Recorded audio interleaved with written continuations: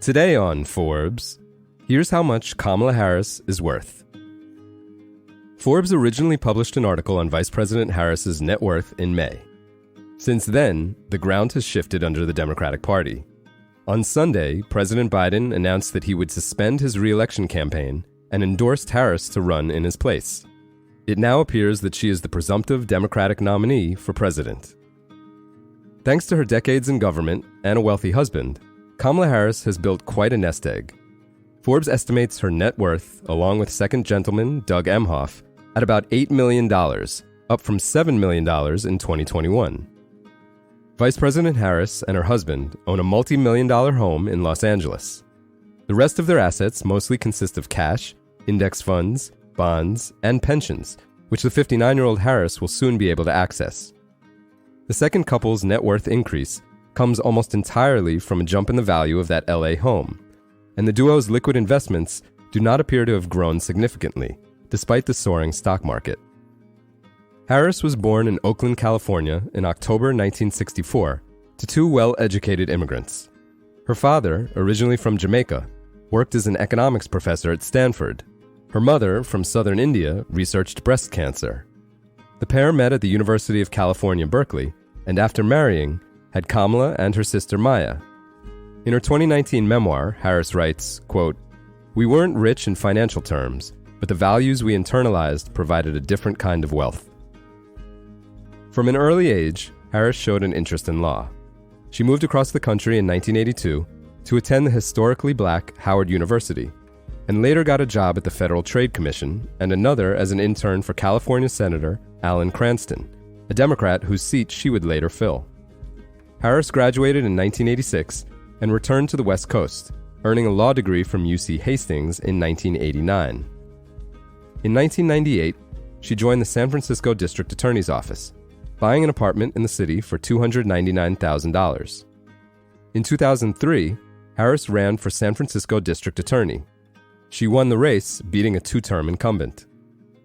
Harris initially made about $140,000 as San Francisco's DA, a figure that climbed to more than $200,000 in 2010. That year, she won a narrow victory to become the Attorney General of California, which offered more prestige but less money, cutting her salary to $159,000. At least the retirement benefits were generous. Her time in local and state offices earned her two pensions that Forbes estimates are worth just under $1 million today. The early 2010s shaped her finances in other ways. In 2012, following their mother's death, Harris and her sister sold her Oakland condo for $710,000, which local real estate agent Jerry Beverly confirmed. 2 years later, Harris married Doug Emhoff, a Los Angeles-based entertainment lawyer whom she met through a friend.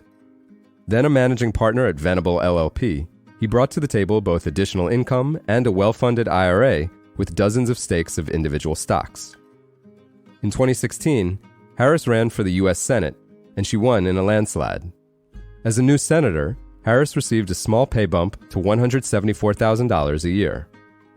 Upon her swearing in, she had between $250,000 and $500,000 in a savings account and a similar amount of investments in retirement accounts, plus her pensions.